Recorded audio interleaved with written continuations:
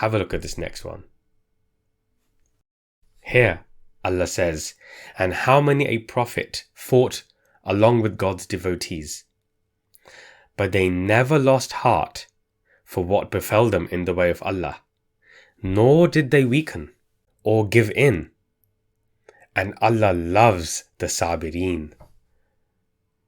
Here Allah has given, in this verse, the definition of Sabireen. Sabireen being those who do Sabr. Okay? Look at this.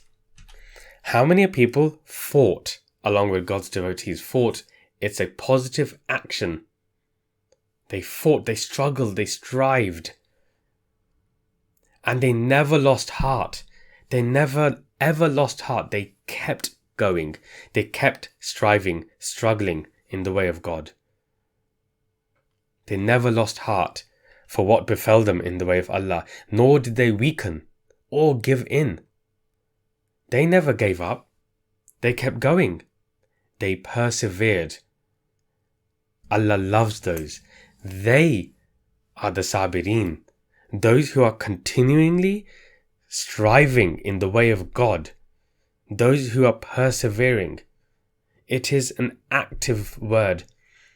To do sabr is not to endure the suffering and try and come to terms with it and accepting it. No. Allah is saying that Sabireen are those who are persevering. They continue to struggle in God's path. Can you see how one is a negative connotation? Enduring patiently is a very negative, passive connotation, versus the way Allah has described and defined sabr, which is active. There is action involved. Passive, active. That is sabr, not giving in.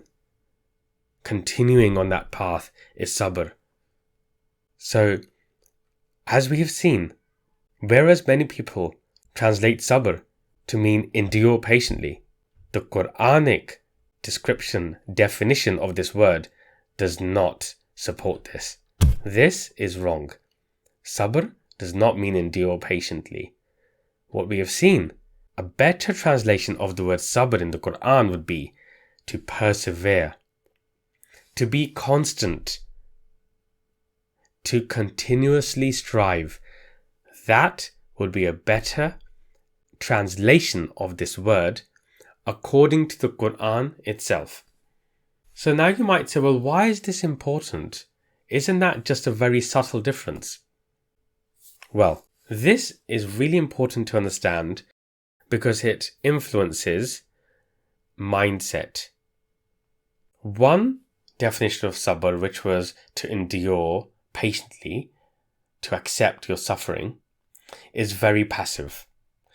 That sort of mindset leads to a passive community that is convinced that if we are experiencing suffering in this world, it is by design, and that is what is required, and that is what we must accept to achieve the promised land, to achieve the promises made by God. It's enduring patiently. That is a particular mindset. The other mindset is much more active. It's making a difference to society, to this world, to ourselves. And it leaves the next generation to make a further difference, and then so on and so on. It's a very different mindset, and therefore understanding the definition, the true meaning of the word sabr in the Quran is really important. Which mindset are we taught? I will leave that for you to reflect on, and let me know what you think about that in the comments.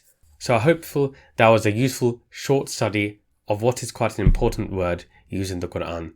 Don't forget to like this video if you found this interesting or useful, and do subscribe to our YouTube channel where we have many ongoing study videos being posted about the Quran. Assalamu alaikum.